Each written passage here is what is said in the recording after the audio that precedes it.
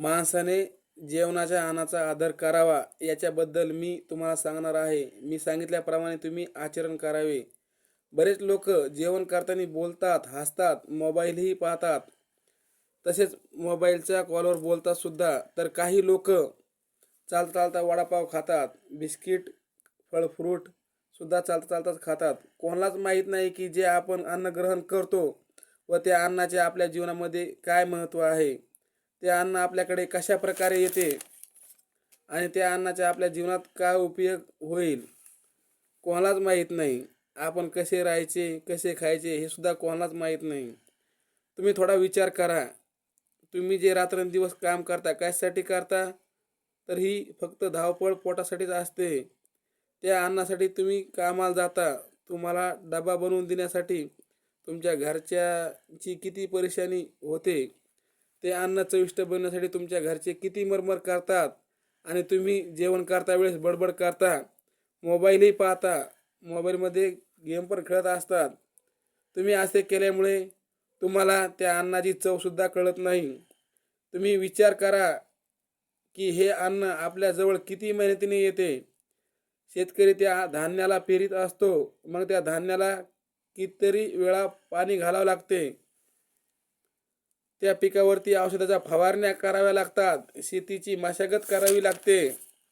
त्या शेतीला खत घालावं लागते आणि ते धन परिपक्व झाल्यावर त्या धानाला वाळवणे, त्या धानाला मशीनमधून काढणे, बाजारामध्ये आणून विकणे व त्या बाजारामधून आपण त्या धान्याला तसेच काही भाज्यांना घरी आणून त्याला घरच्या बायाकडे देतो. त्या धान्याला व पालेभाज्यांना व्यवस्थित धुवून वाळवून धान्यामध्ये असणारे खडे कचरा व्यवस्थित साफ करून धान्याला गिरणीवरून जाऊन पीठ बनवून आणणे.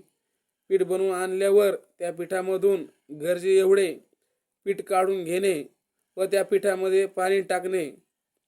त्या पिठाला मळणे, तिंबणे, त्याचे गोल उंडे बनवून पोळ्या लाटणे व त्या भाजणे, भाज्या बनवणे. तेव्हा ते अन्न आपल्यासमोर जेवण करण्यासाठी येते. ते अन्न कमविण्यासाठी आपल्याला खूप झुंजावं लागते. याचे तुम्ही भान ठेवा आणि तुम्ही त्या अन्नाचे आदर करावे आणि शांततेने जेवण करावे. तुम्ही विचार करा, जे अन्न तुमच्या शरीराला ऊर्जा देते, त्या ऊर्जेमुळे तुमचे पूर्ण जीवन चालते. त्या अन्नाची तुम्ही कदर करीत नाहीत, त्याचा तुम्ही अपमान करत असता. जेवण करताना बोलल्यामुळे तुम्हाला तुमच्या घरच्याच्या कष्टाने कमवलेल्या अन्नाची तुम्हाला चव पण घेता येत नाही.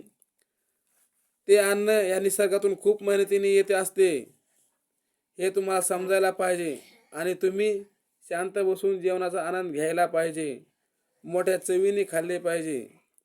बरेच लोक तंदुरुस्त असताना अन्नाची कदर करीत नाहीत.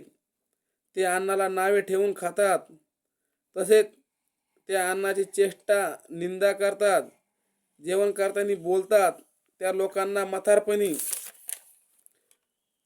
वेळेला अन्न सुद्धा भेटत नाही, कारण त्यांनी जेवणाचा कधीही आदर केलेला नसतो. त्यामुळे त्यांना अन्न भेटत नाही. तुम्ही असे करू नका.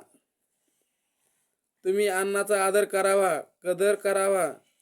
जेवण करताना मनावर ताबा ठेवून शांत बसून जेवणाचा आनंद घ्यावा. तुमचे जेवण झाल्यावर जेवणाची वाहवा करावा.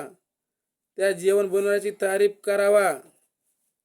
मग पहा, तुमच्या घरात आनंदच आनंद होईल आणि तुमच्या घरात सुखच सुख राहील. साधू साधू साधू.